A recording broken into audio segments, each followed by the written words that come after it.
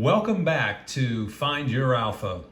On this edition, we're going to be talking about a very popular subject in the manosphere, and that is the one of single moms. And you see the title of today's story and about today's content. Men beware, single moms are like black widow spiders. Now, I'm not talking about every single mom out there, but there's a high subset of single moms that really are like human black widow spiders. So let's get into the content. First of all, I want to start off with some cold, hard facts. First of all, many single mothers had children with bad boys when they were in their teens and early 20s. They often describe their baby daddies as terrible people who somehow lured them into a relationship and dumped them when they got pregnant. This isn't really the case. You'll really find out if you do some digging. It probably was a situation where they either mutually entered into a relationship or, in many cases, where the female actually chased the male. And more often than not, you'll find the latter is the case. So don't believe the BS that a lot of the single mothers try to put in your ear to really, downplay and degrade the father of their child in order to get in your good graces. Be very cautious of that. The general truth is these women made a choice to have relationships with these men and talk him down in an attempt to have a nice guy feel sorry for them and swoop in like a white knight, which you never want to be, and rescue their lives. Initially, they will use sex and other positive acts like cooking, cleaning, being good with money, etc. to lure the unsuspecting nice guy into their web, then quickly back this down once they've got him hooked. So oftentimes with nice guys, they haven't had a lot of experience. So all of a sudden, hey, they meet this beautiful woman and she's providing the nice guy with just unbelievable sex out of the gate. She's doing all these nice things for him. She's got a nice, child, and it almost looks like a ready-made family for the nice guy. So he's thinking, man, I hit the jackpot. After years of dry spells, I've got my act together now, I've got a good job, and here's this beautiful woman entering my life. Be very cautious. Be very cautious. Unfortunately, a number of these women are only out to get what they can from the unsuspecting nice guy. They only want his resources and security, but their true lust, passion, and that's what you want from a woman, is to have her lust for you, remains with that bad boy who fathered their children. Always remember that, guys. Many nice guys who enter into a committed relationship with these women eventually come to regret it. And we're going to go through a story today which is really the extreme. And I'm by no means painting this as this is what you can expect every time you enter into a relationship with a single mom. That is not the case. This is really an extreme situation, but it is very entertaining and it does provide a lot of lessons. It's a long story, so we're going to have to move through it very quickly because I want to keep this video under 30 minutes if I can. This all happened 4 years ago. At the time, Paul, was 25 years old and my girlfriend, Tara, was 23. She and I met at Shake Shack one afternoon while having lunch. She was there with her 4-year-old son, Victor, and they were sitting 2 tables over from me. During the lunch, I looked up and I saw young Victor walking over to my table with a toy fire truck. His mom was getting refills for drinks. Victor came over to me and put his truck up on the table and asked, "Do you like my fire truck?" I told him it was awesome and asked if he wanted to be a fireman someday. He said yes. With that, his mom was walking back to their table and noticed Victor at my table and said, "Oh, I'm sorry, Victor, get over here." Victor said he was showing me his truck and wanted his mother to come over to the table. She again called to him to return to their table, but he didn't, so she came over and took him by the hand and said, "Victor, let this nice man eat his lunch in peace." I said, "Oh, that's no problem. He seems like a great kid." She said, "He is a wonderful boy, but often does things like this because his father is not in his life. Now that's a crazy thing for a mother in this case to say to a stranger, but obviously, it looked like, hey, she spotted this was a nice guy and wanted to plant that seed that she was available, that they were available. I said, wow, that's terrible. I can tell he's a good kid. With that, she gave me a big smile, told Victor to tell me goodbye, and walked back to their table. As they walked back, I noticed that her body was very attractive.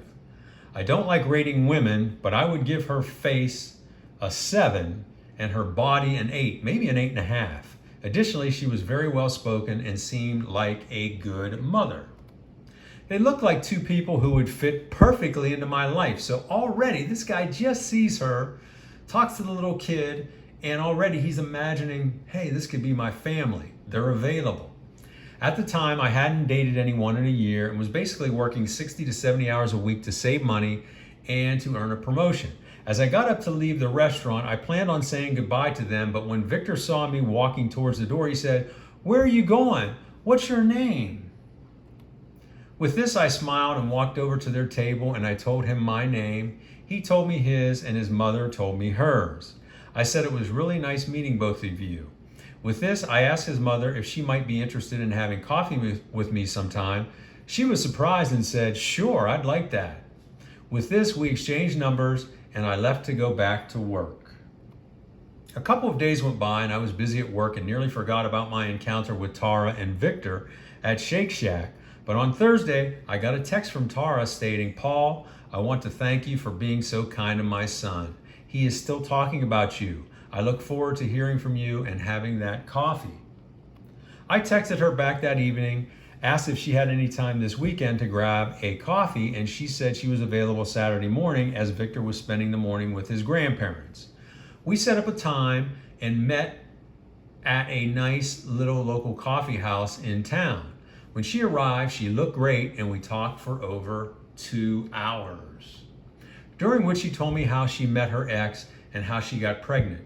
She went on to say, now listen to this, folks, because this is going to come back later in the story. She went on to say he wanted her, meaning the baby daddy, to abort the baby, but she wanted to have it.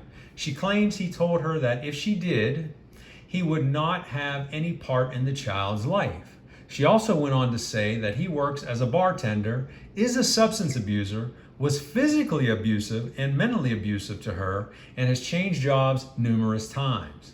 She also said that she basically has had little to no contact with him since she told him she was pregnant, which was over 4 years ago. So remember all of those things she just told this guy.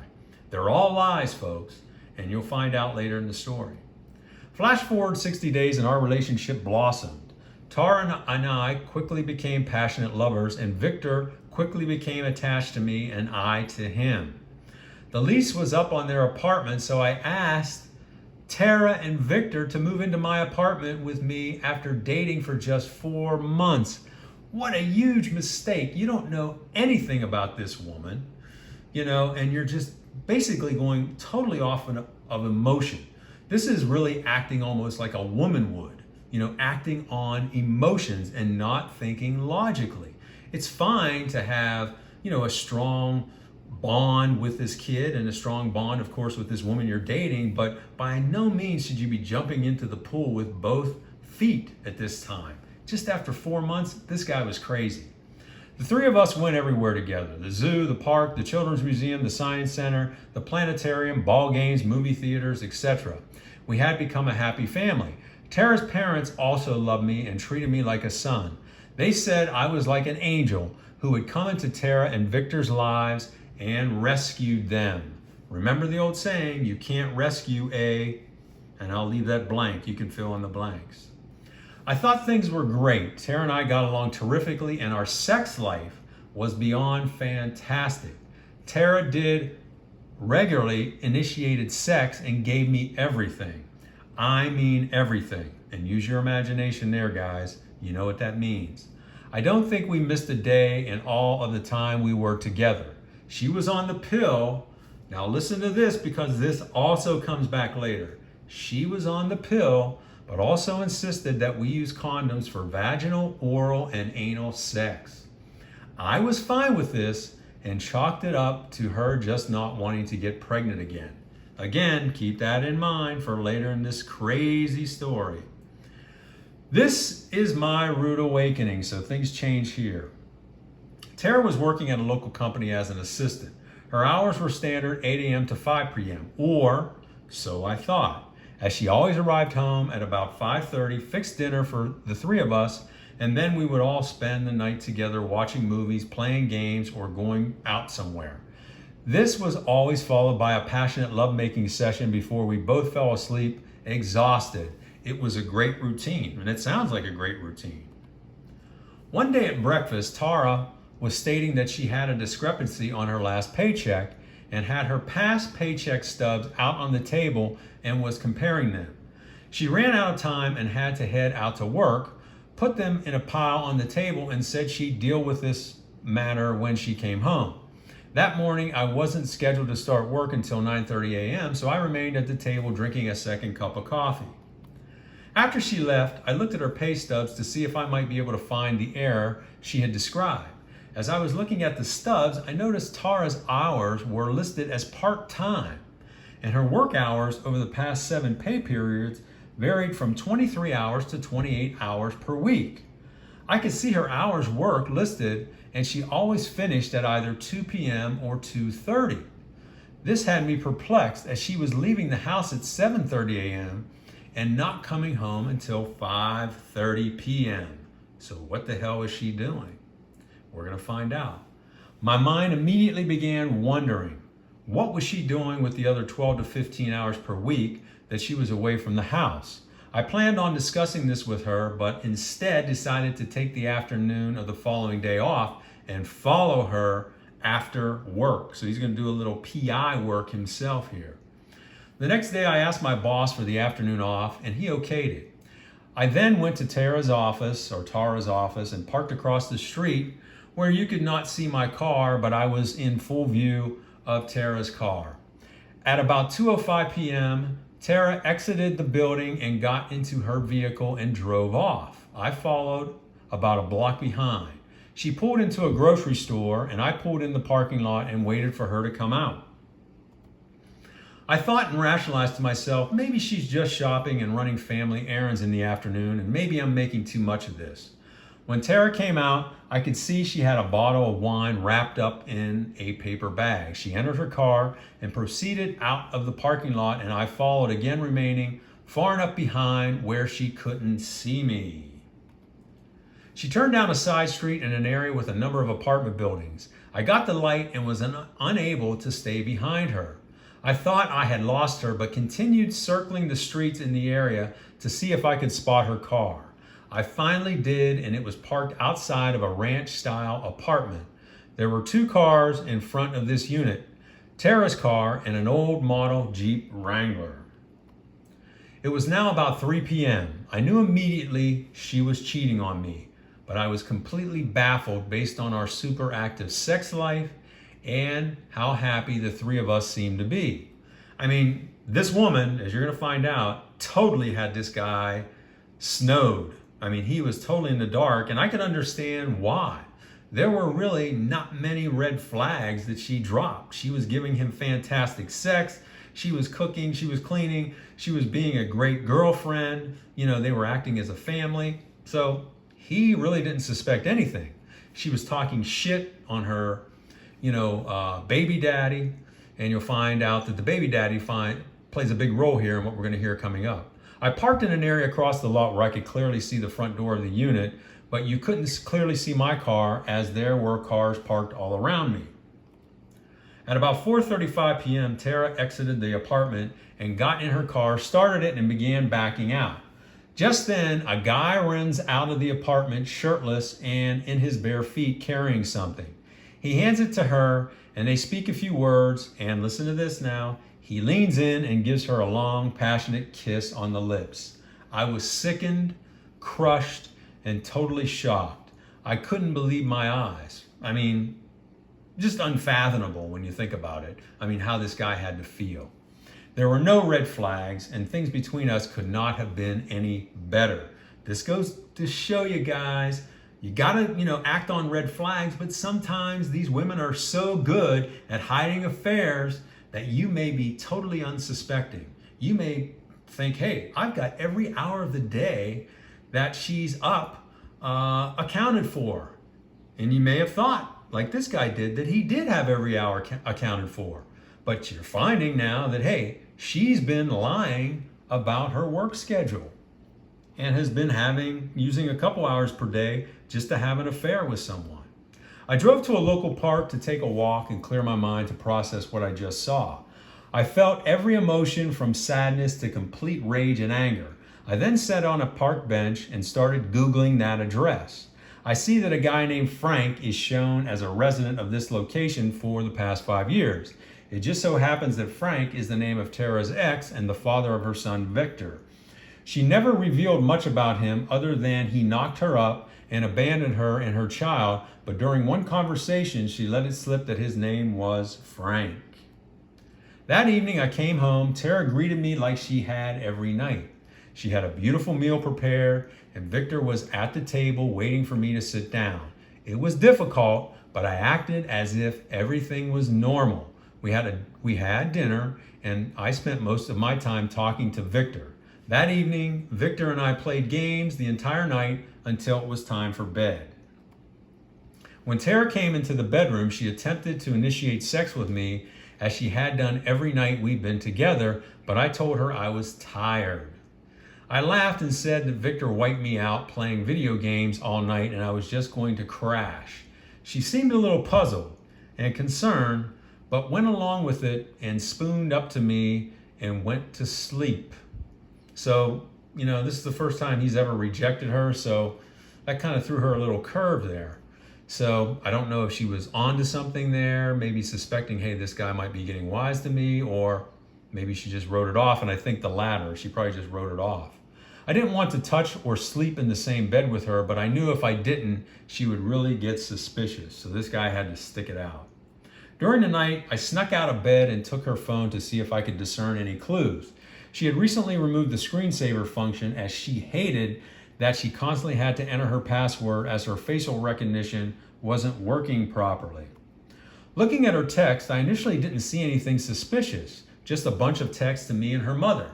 But looking closer, I saw there was a mom and a mom 1. I looked at the mom 1 text and quickly realized these were texts between Tara and Frank. I spent the next 45 minutes reading texts and taking photos of them. Throughout the conversations, they were referring to me as he and him, with Tara stating, now listen to this. Just the total disrespect for this guy. He doesn't suspect a thing. He's a good dad to our son. These are two ruthless, terrible people, this Tara and this Frank. I always make him wear protection and reserve my body for you, she's telling this Frank. So basically, she's making this guy, the OP here, wear protection, and then she goes raw with this Frank. And she says here, I love you, Frank, but I need him. Why does she need him? She needs him for the resources, of course. I was completely crushed and broke down crying, feeling like a total fool that I allowed this woman, to use me. I then walked over to Tara's keys. This was a smart move he makes here, and removed the key from my apartment from her key ring. In the morning, I gave Tara a quick kiss, and gave Victor a big hug and kiss as I thought it may be the last time I got to see him. I then developed a plan to confront her, but wanted to have witnesses, so I planned to go to her parents' house on Friday afternoon, present them with the evidence of her ongoing affair with Frank, and drop off her and Victor's belongings. Her parents have been babysitting Victor ever since Tara started working 3 years ago. It was 2 years ago when she claimed to be full-time, which was a lie. So that really is probably when she started this affair with this Frank, the baby daddy.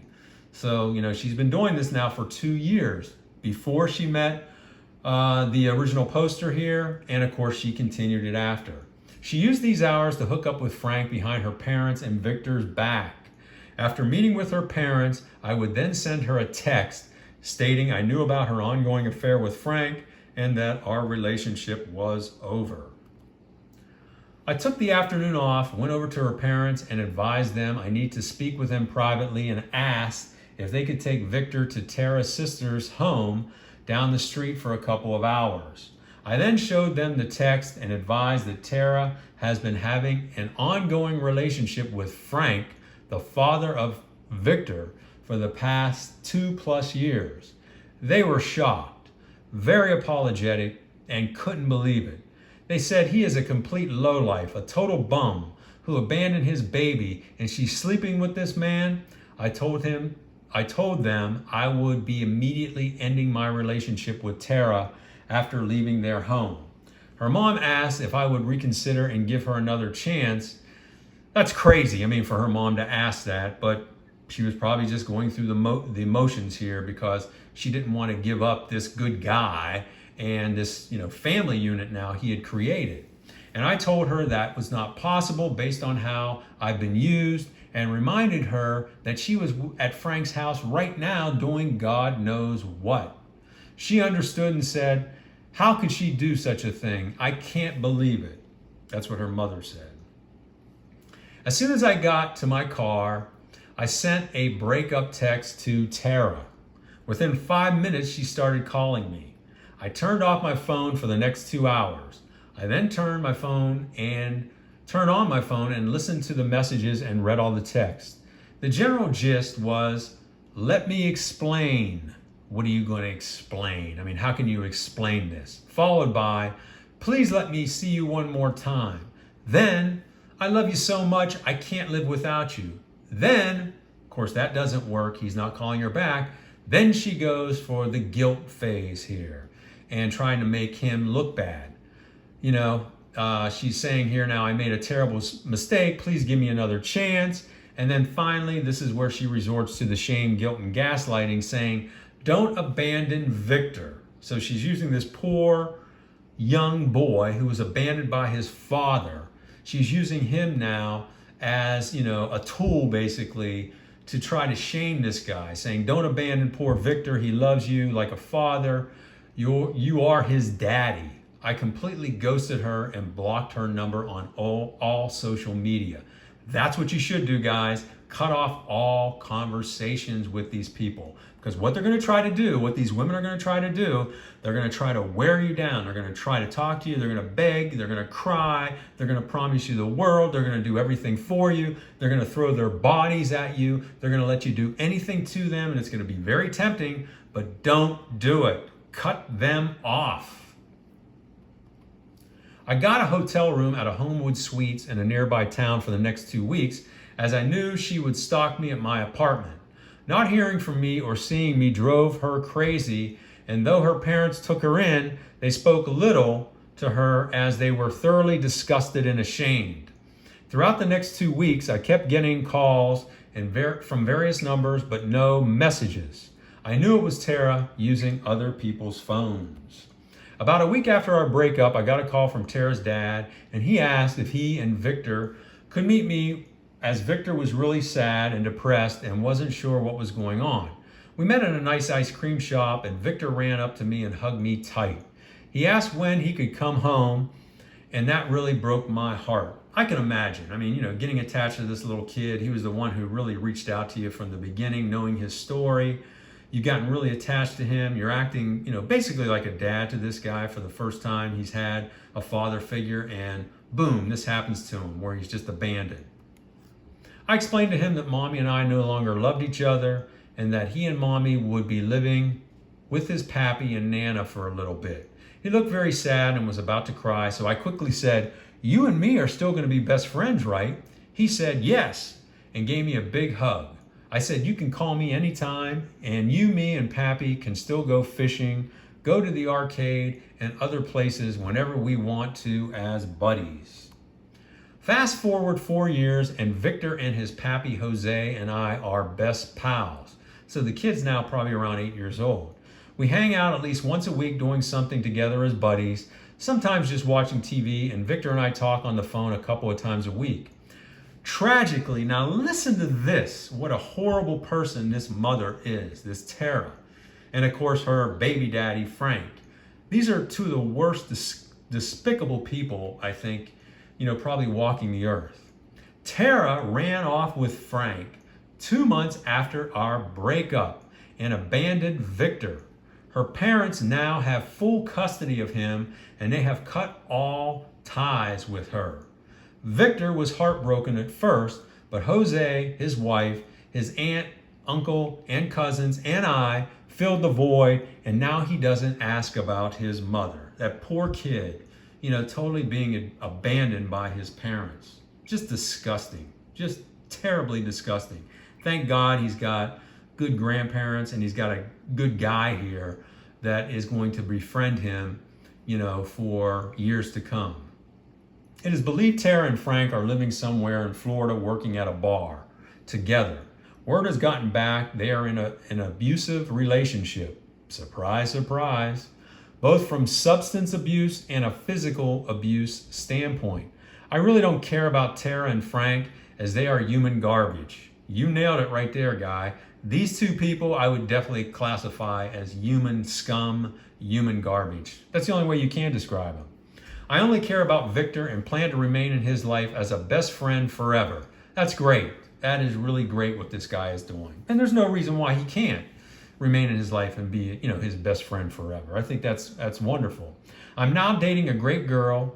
I got a nice promotion at work and have a wonderful relationship with Victor and Jose. Life is very good. I'd still like to have a wife and family someday, but I'm taking things very slowly. That's my story. So that was a really good story, a very long one, but man, you can see this is the extreme of what you can expect if you get involved with a single mother. Again, this is an extreme case, probably one of the worst you'll ever hear, but I thought it would be appropriate for this topic to cover it. Now, let's go into the lessons learned and finish up here.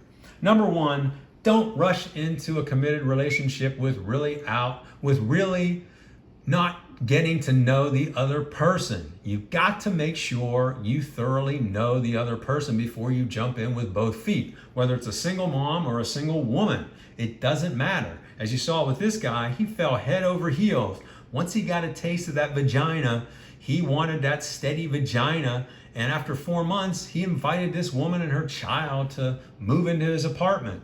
Big mistake, a huge mistake. Watch out for the red flags and take action. There were some red flags here, but they were very subtle ones, so I really can't fault him. And she really did an unbelievable job covering for it. Basically having sex with both him and this Frank at the same time and making him wear protection and kind of guising it as well. I don't want to get pregnant. So, it was really difficult for this guy to really spot, hey, something was going on. But watch for the red flags. Be careful dating single mothers. This is a big caution. Are there some good ones out there? Yeah, there probably are, but I haven't really seen too many of them. When I say too many of them, ones that are just not looking for someone to be a resource, Sometimes you do find situations where a guy marries a single mother and it's really a passionate love relationship and they go on to live happily ever after. But I haven't seen a lot of those kind of situations. I do know some. Don't be a white knight. Some women, like this Tara, are unsalvageable. Many of them are unsalvageable. Don't think you can come in and rescue their lives. They have to take care of themselves. Then you could get with them once they straighten out their lives. But don't think you can come in and change them. Always protect yourself physically, mentally, and financially when you're in a relationship. Physically with condoms and dental dams, mentally knowing that at any time this relationship can go left of center, this woman could do something crazy and I could be brokenhearted, and financially making sure you don't tie up your financial resources or risk your financial well-being for this woman. So a lot of good lessons learned here. I hope you enjoyed this video. If you did, Please like, share, and subscribe to the channel. And if you got any comments about how this guy handled it, or if you know any other situations, where you've heard crazy stories about single moms, put those down in the comments. I'd love to hear from you. So that's it for this week's video, and I'll talk with you on the next one.